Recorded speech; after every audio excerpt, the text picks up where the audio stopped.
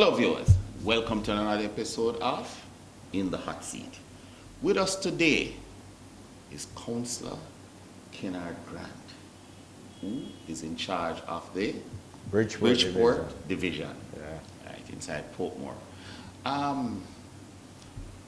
We have requested this video, this interview I really should say, and finally we have received it. So the man of the moment is here, and we're going to put some questions to him. So join me on this little voyage of discovery to find out just who is Kenord Grant.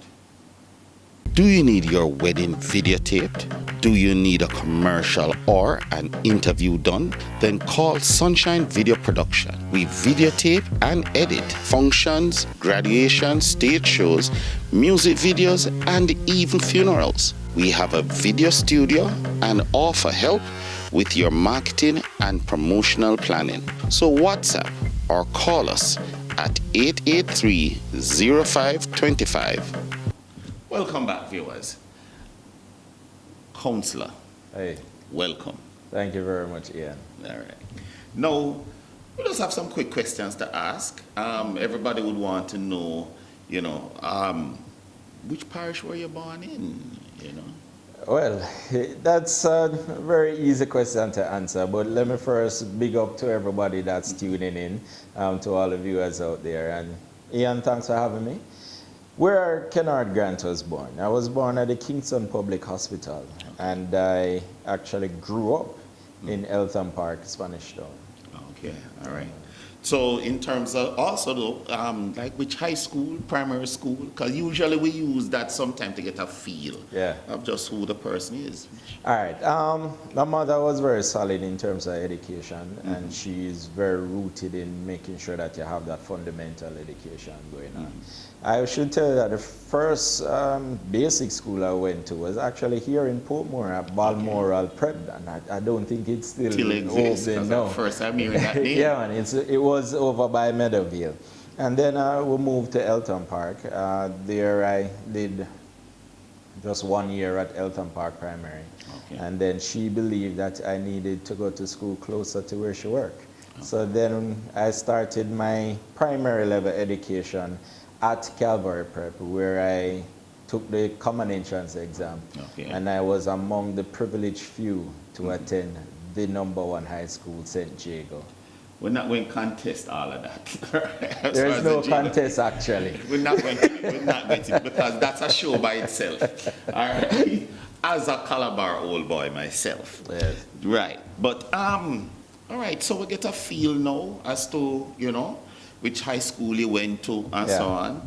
Big ups to Jago. Yeah, man. But where along the line while growing up would have, what in your life, that early part of your life, would have interested you or pull you towards leadership? All right, that's quite a funny question, and if I should really get into the details of it, it was really a lot of different aspects of things that happened to me at high school. And it was really, I was one of those that challenged the status quo, and I wasn't afraid. I was very bold. I would always be at the devotions up there talking to the students and so forth. But when I was in sixth form, actually, was when I challenged the principal at the time to give some level of, to give greater authority to the sixth formers, explaining to him that we are no longer just students, we are now adolescents and young adults in our own right. So we should get the opportunity to come to school regardless of what time it starts, but come whenever our classes start. And if people know me very much, they will understand why I would be the one advocating for that. But then he responded to me, explaining to me that there are rules, and rules exist because oftentimes adolescents don't understand the implications of the choices they make. Okay. And just by challenging that, and I will always remember that line, just by challenging that and, putting out myself out there against the authority, I learned a lot there. And from that angle, I understand how to conduct myself in any form of leadership it may be. Okay, okay. Well, so much for high school and so on. After leaving high school, what would have been your first paying job, or what you would have done as far as, employment, that type of thing, as opposed to the vocation of politics? Well, my first paying job was actually when I was in high school. I'll let you know this. I was very much involved in speech and drama in high school. Mm-hmm. And as a result of that, I won a lot of national awards from that angle.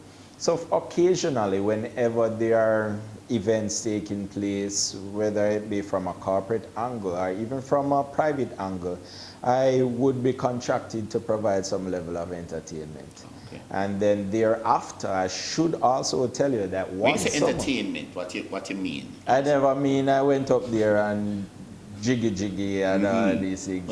I did speech. So poetry and so on. Yes, I would recite poems and so on.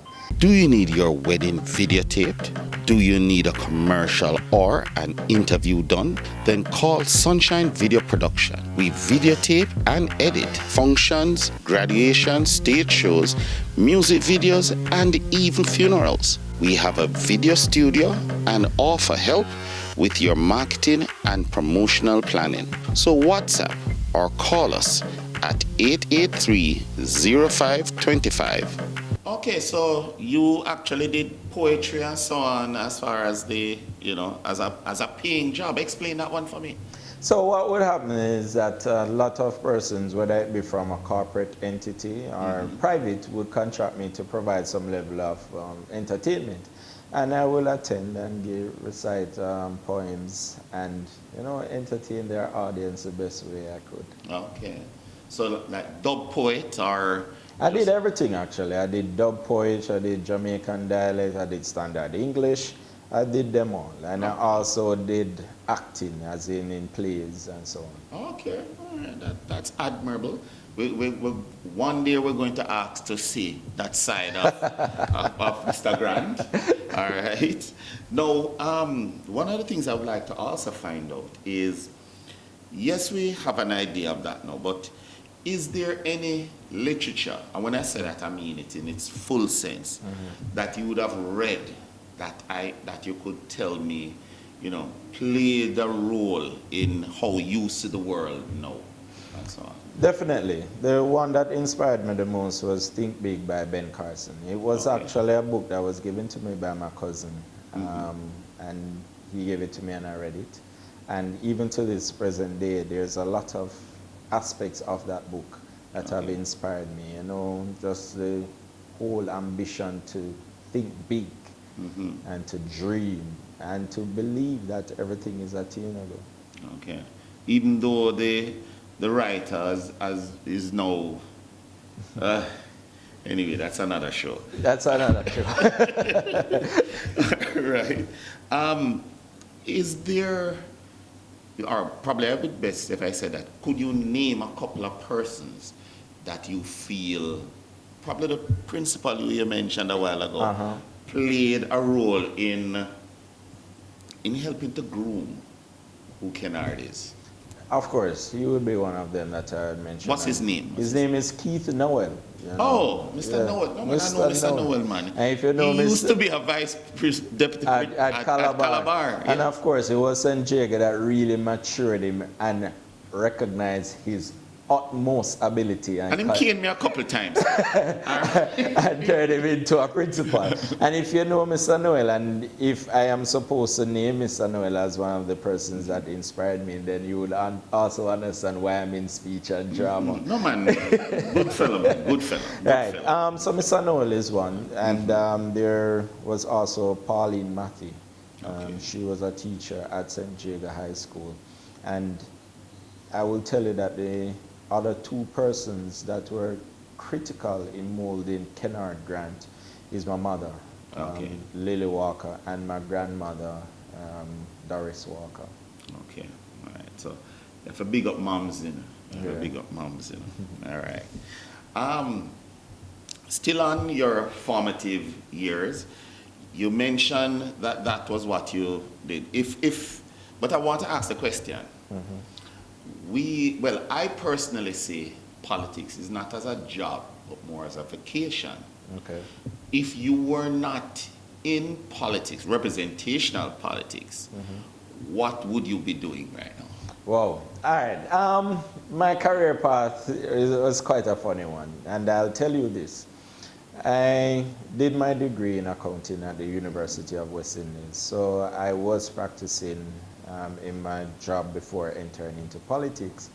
But I should let you know that when I was being interviewed for that job, the HR manager at the time told me that he did not see me as an accountant for much longer. So he was one of them when I entered into Facebook, messaged me on Facebook and say, I told you so. No, but that is the job of an HR person, to put the round peg in the round slot. Right. So if I should leave politics and decide that I should enter But wait, complete... stop. Yeah. Accounts is merely that person who most of the time is behind the scenes. Yes, very much so. Right, so I'm very rigid and principled. Give props to the HR person because in representational politics you can't be behind the scenes. No, you really can't. All right, so props to him. Right. So what would I be doing? That's the question. Probably I'll enter into acting. I don't know. Okay. Then how do you put that in with being a trained accountant? Really and truly, acting is a talent. Okay. And I should let you know it's a profession now that as the younger generation has now crafted it, they have now recognized that there are certain aspects of it that needs to be taught. And I will not be entering into a career of acting and act as if I should not give some level of respect to those who have learned it, taught it, and mastered it. So even though it's a talent, it's something I will definitely would have to go and get my professional training in. Okay.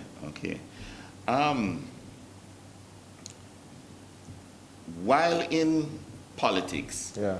All right, if you should care to respond, there are always things that you end up finding out about yourself. Oh yes. Right? As opposed to it's one thing about finding out about people, right? Because in politics you're really all about people. Yes. Right?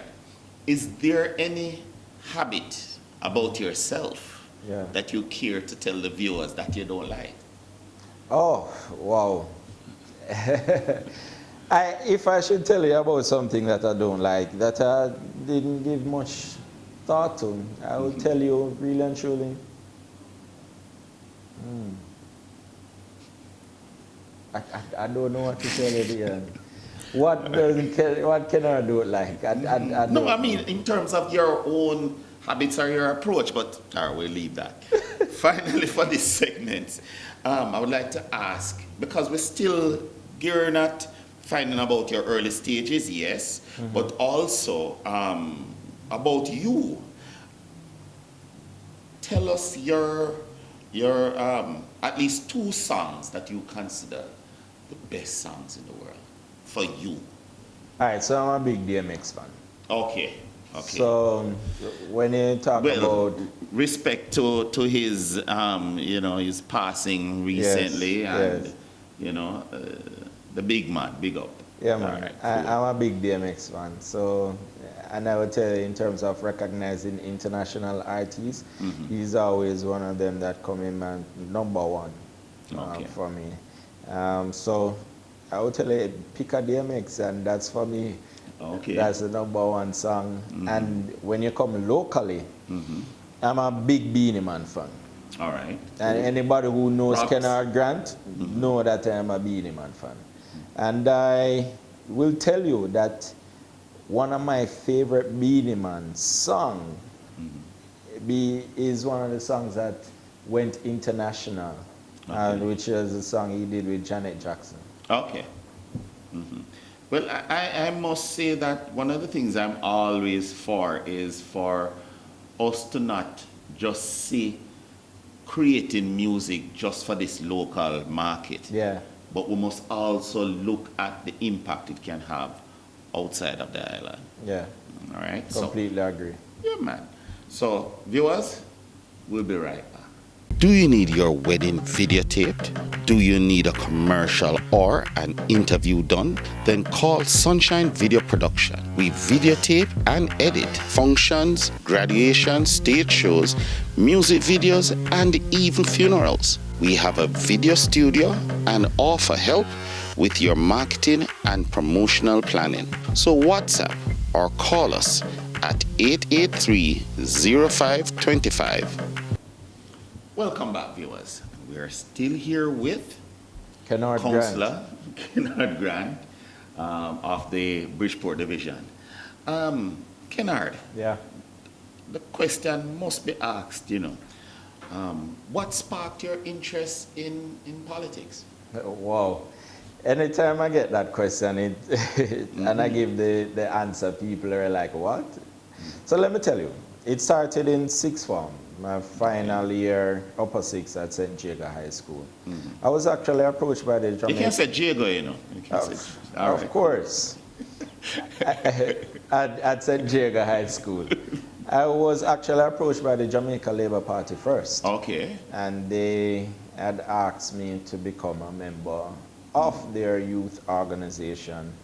And my response was very simple. Let me find out if you are the party for me first. Then I went and did my research. And when I did my research, I was very intrigued by the fundamental philosophies and principles of democratic socialism. Okay. And from that point until now, I've been convinced and I have subscribed to the fundamentals that has formed the People's National Party. And I'm here now, which wasn't particularly something that I planned, but it happened. Okay. So you're saying that you weren't excited about what the research that you did and found out about what the Jamaica Labour Party was about, but more drawn to the People's National Party? That's completely accurate. Okay, all right.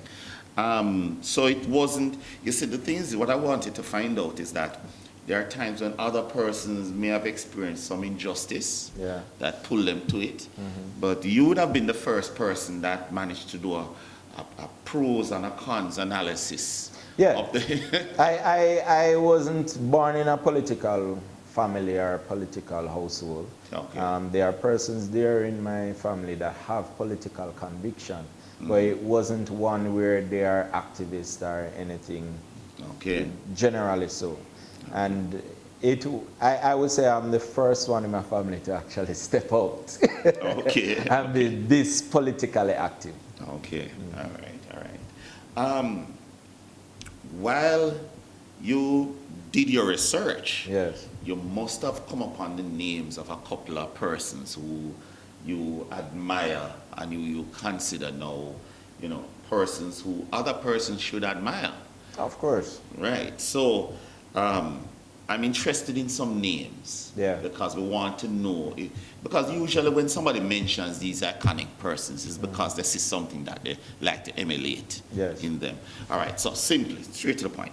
The persons, I'm interested to find out. It's a question I ask everybody.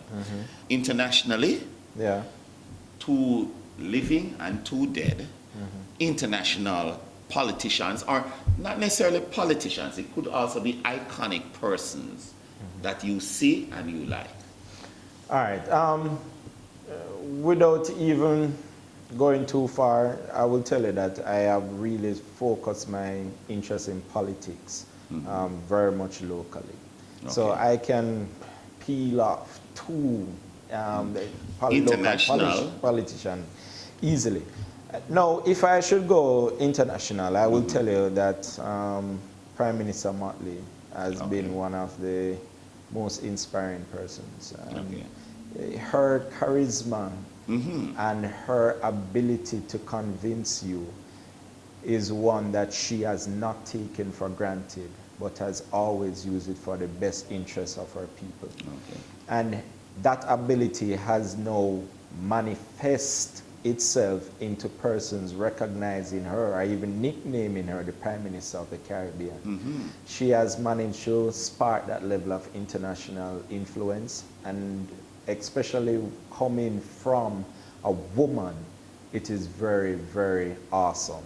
And I don't want to say coming from a woman to Belittle. to give the impression to the viewers that I believe that ladies are inferior to the men counterparts.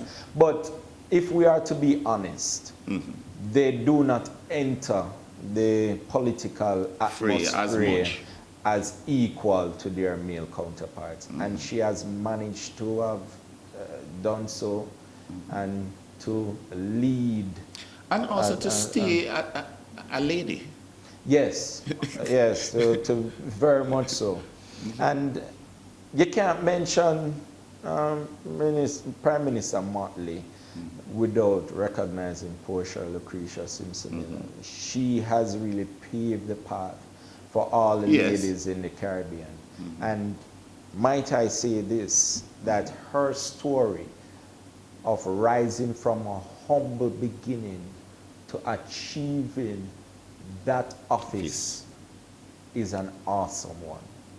It is one that you tell your children. It is one that has really manifested the adage of dreaming the dream. Yeah. To really turn it into a reality. And I am particularly inspired by Portia Lucretia Simpson Miller from that. And probably sometime later during the interview, I'll tell you about my first encounter with the lady. All right, so that's one living international.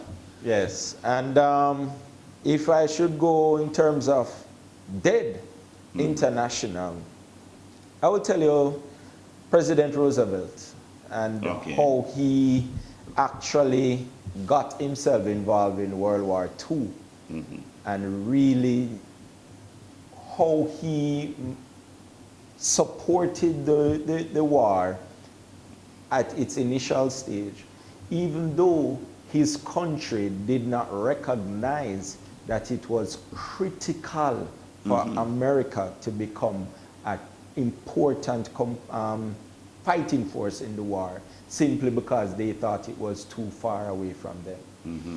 And can I mention Prime Minister Churchill? Okay. Because but you do appreciate that in recent times, Churchill has been getting a lot of bad press. Churchill, and I'm talking about Churchill that existed in World War II. The Churchill that inspired his army. The Churchill that saw it from the beginning, that if England did not get involved, then you're looking at a tyrant controlling the entire Western world. His vision and taking it up at that point, a point where everybody did not want to touch it, and inspiring other Western world powers to join him, to give us this opportunity of a free country. Right. Point taken, point taken. All right, well, now you're in. I think I owe you one living international. Yeah. And you can't be a black man and don't tell about my brother, Barack Obama. All right. Do you need your wedding videotaped?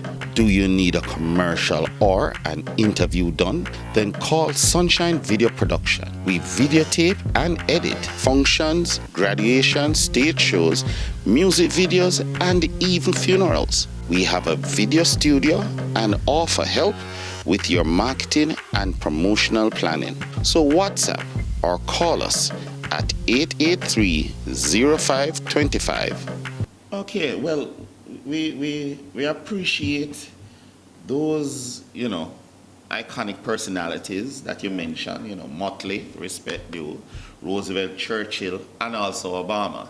But of all four, I really like Miss Motley. Yes, me too. All right, I really like her. I really like her. And what I really like about her, and I feel viewers should take the opportunity to go and look on how she handled a BBC reporter. Right? That was like superb. She defended her wicket. All right? But yes, so much for the international politicians. But what I'm interested in now is two living and two dead local politicians. And even though normally I would say politicians, but I would say iconic persons. All right. Well, you know, I'm affiliated with the People's National Party. But I'll start with my... You're affiliated? Yes. You're a representative also? No, I'm a People's representative. Point taken. And my political affiliation is with the People's National Party. Well, one thing with this program, we are willing to be corrected. So. All right. Let me tell you, my first politician that I would say dead, that I recognize as one of the iconic ones, is Sir Alexander Bustamante. And it's very... You heard that, viewers? You heard that, viewers? All right. And I'll tell you about my first encounter with that. And it's from speech and drama, actually. Okay. When I was in primary level education, I was given a poem to say, and a part of that poem is to, no, it was an ensemble. And I had one solo line in that part, in that poem, and it's a line from Bustamante, and I was required to tear my shirt open and say, "Shoot me, but leave my people alone." Okay. So that is where the Sir Alexander Bustamante angle really got to me. Well, a statue got made based on that line. That's why that one line. So you do appreciate the fact that that one line also inspired me as a politician, where you recognize that your self-worth is lesser than the people's. Okay, point. And I will move on now to Michael Manley. And why Michael Manley? Everybody will talk about Michael Manley and all the things that they like about Michael Manley. But as a politician, as the representative of the people, I appreciated the individual stories that I hear from the Michael Manley era. That social class transition, that ability that he allowed all the black persons to matriculate from one social standing to another through education. We must understand that, yes, Norman Manley gave us a common entrance where persons would now move into secondary education based on their ability and not their social standing. Academic matriculation. Academic matriculation. But Michael Manley really made a transformation from a social angle where he told everybody right up to the university level that they could go to school for free. It was an economical challenge, I can tell you, as a government.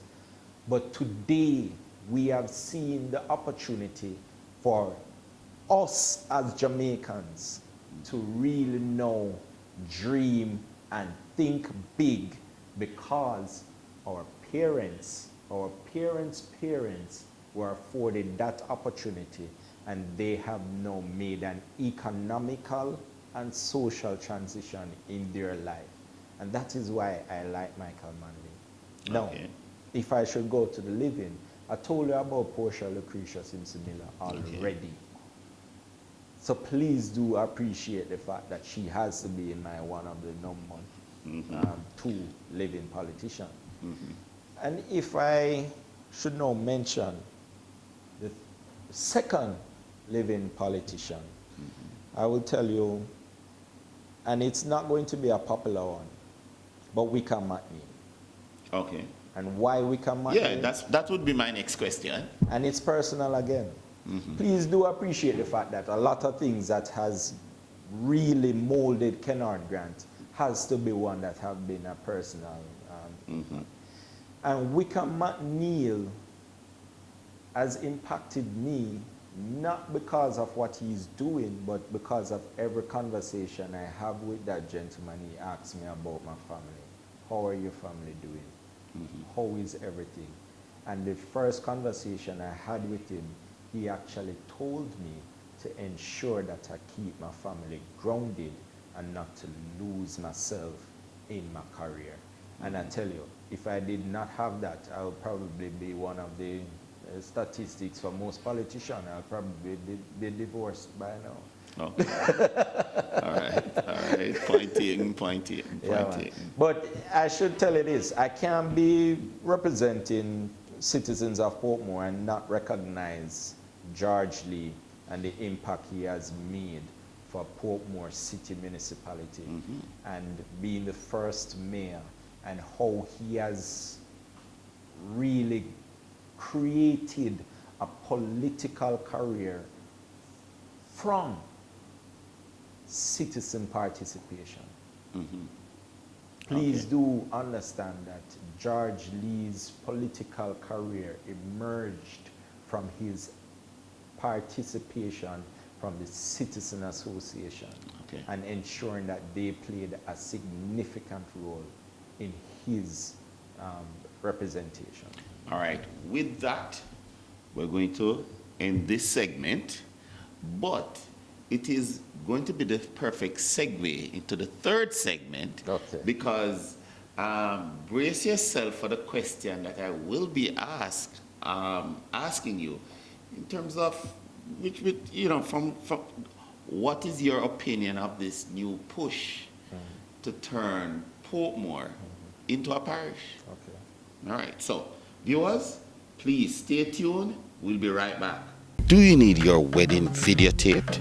Do you need a commercial or an interview done? Then call Sunshine Video Production. We videotape and edit functions, graduations, stage shows, music videos, and even funerals. We have a video studio and offer help with your marketing and promotional planning. So WhatsApp or call us at 883-0525. So much for that. You're in office. Yes, I am. And we want to have another feel as to what you're doing. And I find that a lot of representational politicians like to talk about their work, what they're doing. So the next question is, give me an idea of some of the projects that you have done inside your community, because a lot of the times that's really what your potential people will use to judge you. You're absolutely correct, Ian. And I go by one of these popular phrase that I adopt to myself. I let your work manifest your worth. And I will start by telling you that I took on a very tall project when I just came in as councillor, which was to correct the sewage situation at the Brideport community. It was a situation where the pump house would fail on numerous occasions throughout the week. We would have consistent overflow of sewer within our roads, and we have a regular situation where the sewer lines will break. And the first thing how old is Brideport? Sorry to cut, but how old is Brideport? Because it's not a young community. Right. A community Brideport age is no pup. Brideport is over 40 years old. And we would have to appreciate the fact that a lot of the infrastructure that was laid to support it would have reached their maturity. I think a sewer line really runs about 25 to 30 years of its full lifespan.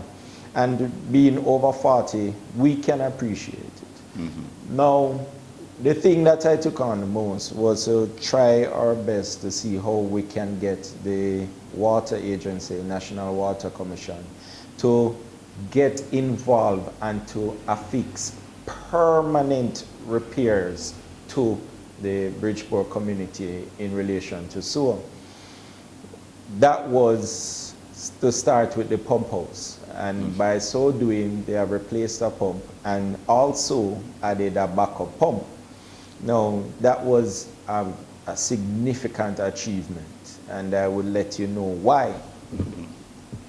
Whenever you have a sustainable mechanical system supporting the pump line, the pipelines, then you will not have a lot of buildup in the pipelines because it will be charged. Okay. Charged meaning that the pumps will be working consistently, and by so reducing the opportunity of blocks in the pipelines and the overflows. So by achieving that, we then realized that the overflows started to, the frequency of overflows in the community went down significantly, to the point now where we are seeing overflows primarily when there is heavy rainfall and occasional as a result of maintenance work. And in addition to that, Ian, I would also like to let you know that we provoked the conversation in the early 2017 to really talk to NWC as to how we can affix permanent solutions again. And by so doing, NWC agreed that they would now remove from the patching of the sewer lines, because they are so aged, to replacing a broken sewer line. So you will, if you follow my social media angle, you will realize that a lot of the infrastructure works that take place now in the Brideport community is really pipeline replacement versus what used to happen of pipeline patching. Okay. Now, that is one of the things that I was very happy to start in the early 2017 and now moving forward and looking to have that continued. Now, if I should also tell you one of the other things that I am very proud of achieving, and I should let you know this, Ian, before I continue, that I didn't pick the ideas out of a magician hat. I believe that if I should represent people, I should represent them by doing what they require of me. And these ideas or these projects that I went into was because they list them as their #1 or their top priority projects. And street naming signs is one of them that I took on. And I should let you know that since I've been councillor, I can say that we are about 90% of the street naming signs within the Brideport community. Now, But you don't cover just Brideport, there are other communities. Yes, there are other communities. Okay. Now, the other project that I was very happy to have completed was actually the first, and I will put two things in one, sporting activities and wellness activities. I've done two such projects. One of them was actually in Westmead, where why did I say two? 3 projects. The first one was actually in the Westmead community, where I actually built the first and only netball court in the Brideport division. What we did then was really to create an opportunity for the ladies to do a lot of what they want to do, which was to play netball. Unfortunately, COVID hit immediately after that. And so it has reduced the opportunity for them to utilize that court to its full potential. But I'm sure as we weather this storm, as the world, we will get back to normal behavior, and then the ladies will get the opportunity to utilize that court. Now, I should also let you know that I collaborated with the citizens of the Garvey community to get the Garvey football team and the field back up and running again, and donated football gears and also the football goals. I partnered with other community members to ensure that we could have the goals and the necessary infrastructure to have the Garvey football team going. Now, I can't say that without mentioning the Brideport jogging trail, which we are working towards making sure we name that as a Brideport Wellness Center, because there is a building there that will be committed to the community and retrofitted to ensure that the community can utilize it for their wellness activities as we develop that space and realize its full potential. Okay. That project was also done in collaboration with the former Member of Parliament, Colin Fagan. Okay. Well, it seems you have been getting some work done. Yes, again, my biggest campaign in slogan, as everybody who follow my social media angles will know, it is really building a better Brideport division. And it is something that I want to let them know. I use the word building because I believe it should and always be a continuing process. So it is something that I've started in my first term and will continue in my second term and continue as long as I'm their representative. Okay. Cool. All right, I hear you. Do you need your wedding videotaped? Do you need a commercial or an interview done? Then call Sunshine Video Production. We videotape and edit functions, graduations, stage shows, music videos, and even funerals. We have a video studio and offer help with your marketing and promotional planning. So WhatsApp or call us at 883-0525. Welcome back, viewers. Here with Councillor Grant from the Portmore division, from the Brideport division. Yes, get it right, man. Yeah. All right. Now, when last we went for a break, we were speaking about the contributions made by former Mayor George Lee. Yeah. All right, my co-host in another program, you know, and big up to his memory. And also big ups to his widow, yes. Right? But the question that I will ask is, what are your views on the efforts being made by the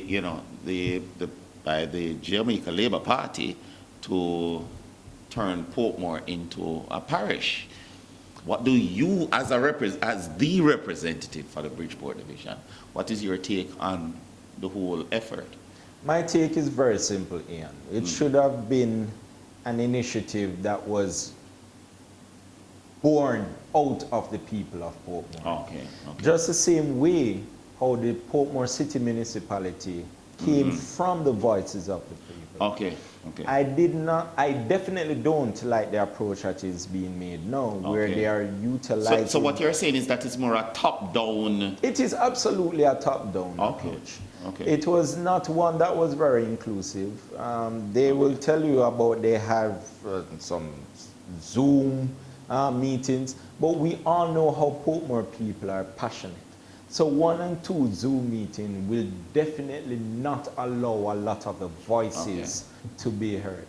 And I participated in a lot of these meetings, and I did not hear a citizen saying that, yes, let us have the parish. They said, let us have a few things first. And I will appreciate the government saying that, hey, we can't give you everything, and they can put in place timelines that will really allow for it. But give them the opportunity to talk about it. A colleague of mine came up with an absolutely awesome opportunity to do so. There's an upcoming local government election. Put the question on the ballot. Allow persons to answer. Allow persons to give you that feedback whether or not they believe that Portmore should be a parish. There's also something else I would love to add. They are looking to put Portmore, or to make Portmore the 15th parish, but if you ask them where is Portmore, there is no answer. Simply saying that the boundary for this 15th parish proposal is still not defined. So you are going to make a declaration that Portmore should be a parish, and you can't tell me where Portmore is? The question that I want this to, the reason why I need that to be answered, because as a councillor within the municipality of Portmore, whether it be the parish or a city municipality, I need to understand clearly what are the resources, and when I say resources, I'm talking about land that we will have jurisdiction over. Who will be the owners? Who will be the persons required to pay the property taxes? And most critically, what will be the development plan for this parish or city municipality? Give us that level of definition so that we can plan. Don't say Portmore is a parish and then we will now draw a line where it will be. That don't make any sense to me. Point heard, point heard. So you're not that happy about the idea, basically because you see it more as a top-down situation rather than how the city came about, which was more from bottom up. Yes. All right, cool. And when I say not happy about the idea, I am not happy that the citizens have been excluded out of the decision. Okay, okay. In this final segment, we're looking towards the future issues, right? And more, you know, the open-ended issues, other issues. What I would like to ask you, if you had to leave the office today, is there any project that you still want to do that you probably have not gotten a chance to do as yet? Yes, Ian, and it is ongoing, and you will see it. Okay, all right, all right. Why is that? I must also say, for the sake of transparency, I live in Westport, and it so happens that Mr. Grant here is the councillor, because Westport is a part of Brideport division. All right, so and it's been my pleasure to represent you. Okay, sir. Okay.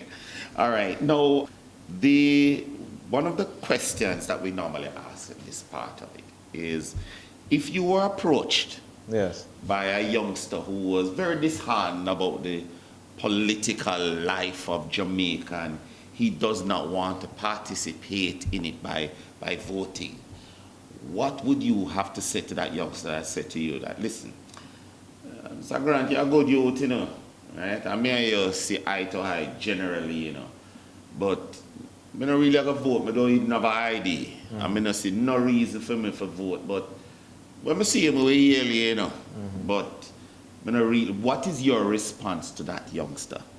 Ian, that's a situation that really happens every day, really. Okay. And particularly to the younger generation. Now, there is two questions that you highlighted in that scenario. One, me not have my ID. The other, me don't want to vote. Let me first respond to the me not have my ID. Me not have my ID situation, I respond by saying simply, give yourself the opportunity. You don't have to use it, but let it not be said you were not eligible to vote. So the holder of the ID only holds the opportunity to vote. Is actually when you go out and make that X, you really vote. Then the other angle. Me don't want to vote. Me not see reason for it. No, voter apathy is a serious thing in Jamaica.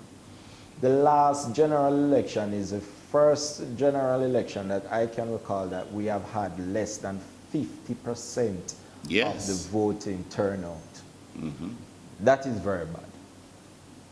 And if it is so, then it is an awful way to really make a government in terms of the lack of interest from persons generally. Now, a lot of persons will argue that COVID actually actually presented itself as a reason why people did not go to the poll.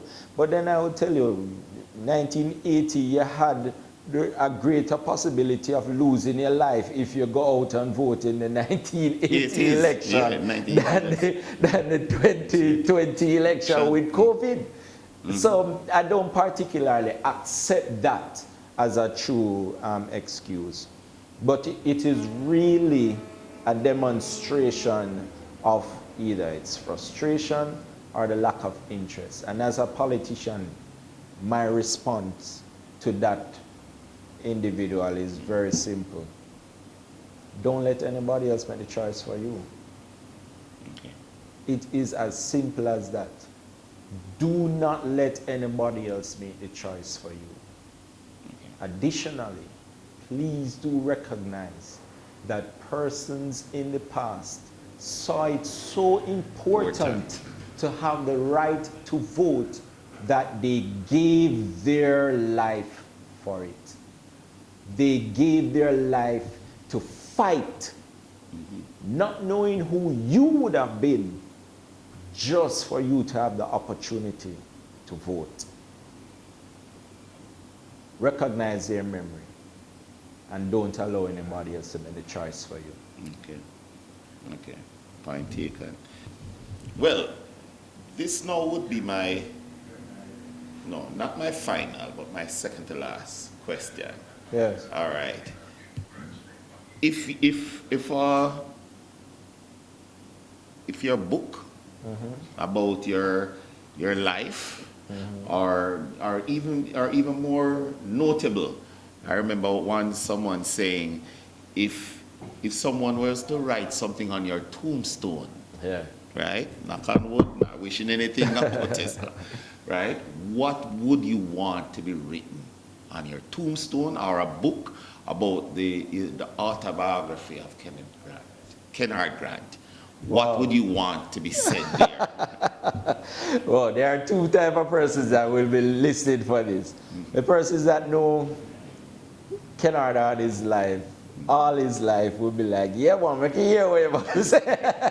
There has been a lot of transition in my whole life. And I will also tell you that most persons know me as Bobo.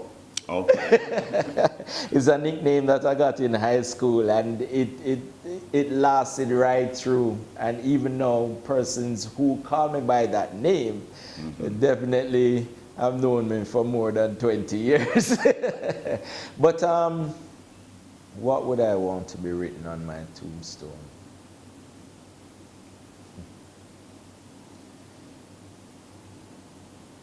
Ian, it was such a long pause, because I will tell you this. I believe that I have so much to offer in life that I have never considered death. Okay. Point it. So therefore, we want it to be it could be that. All right. Point. He had so much. He thought he had so much to offer in life. He never considered it. All right.